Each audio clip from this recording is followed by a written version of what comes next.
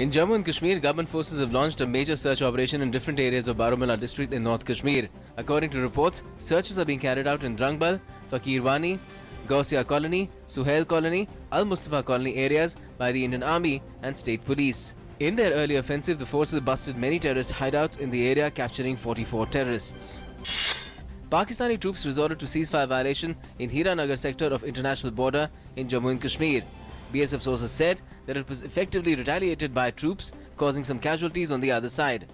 During the operation, one BSF soldier suffered bullet injury. The Police Commemoration Day is being observed across the country today. Home Minister Rajnath Singh paid homage to police martyrs at the Police Memorial Ground at Chanakyapuri in Delhi. Various ministers and National Security Agency advisor Ajit Doval also attended the parade. Hit by an unprecedented ATM security breach, several public and private sector banks have blocked over 32 lakh debit cards to safeguard their customers from any financial fraud. Concerned over the issue, the Finance Ministry has sought details from banks as also the additional steps that need to be taken to avert such incidents and said that probe is underway and customers need not worry. India's second eco-friendly airport at Vadodara is all set to open its doors to passengers. Prime Minister Narendra Modi will inaugurate the airport tomorrow. Located on the city's outskirts, the new terminal is equipped with facilities of international standard. The facilities have also been rated by green ratings of an international habitat assessment. The Supreme Court today expressed displeasure over the way garbage has been piling up at various places in the national capital and asked the Delhi government about its plan to clear the garbage.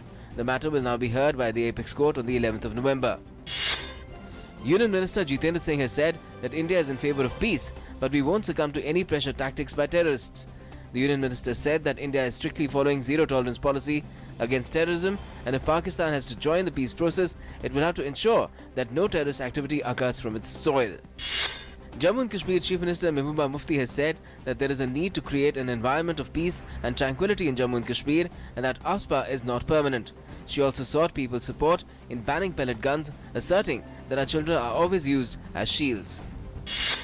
Indian Kabaddi star Rohit Chillar has been arrested for the death of his wife, who allegedly committed suicide in West Delhi on Monday. Chillar and his parents have been booked for dowry death after his 28-year-old wife, Lalita, left behind a suicide note and long audio recording in which she blamed them for dowry harassment and cruelty. The CBI has named NRI defence consultant Vipin Khanna as the key beneficiary in an FIR lodged in the 2008 Embraer aircraft purchase deal. Khanna is accused of receiving and distributing bribe money in the aircraft deal, which was signed during the UPA regime in 2008. Retrenched Indian workers of Saudi Arabian company the Saad Group will start coming back to India beginning today. External Affairs Minister Sushma Swaraj said Minister of State in the Ministry of External Affairs VK Singh is already in that country to oversee return of the Indian workers, estimated to be in a few thousands.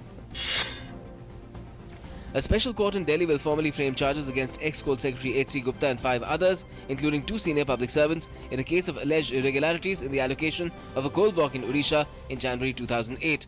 Besides Gupta, charges have also been framed against 2 senior public servants, K.S. Kropa and K.C. Samria. Delhi government has said all precautionary measures are being taken to end the possible threat of avian influenza or bird flu in the national capital. Addressing a press conference in New Delhi yesterday, Delhi Minister for Development Gopal Rai said his department has sent 50 samples from various bird sanctuaries and zoo in Delhi to Jalandhar laboratory for analysis. Russia has agreed to extend by 24 hours its humanitarian pause in airstrikes on rebel-held eastern Aleppo. UN humanitarian chief said he hoped hundreds of sick and wounded could be evacuated by the deadline, but rebels have rejected the truce, with reports of continued clashes and few residents heeding calls to leave. Severely curtailing BCCI's financial powers, the Supreme Court has directed the cricket body not to distribute funds to its state associations until they comply with the Lodha Committee's recommendations. The court has also said that the committee should appoint an independent auditor to scrutinize the BCCI's accounts.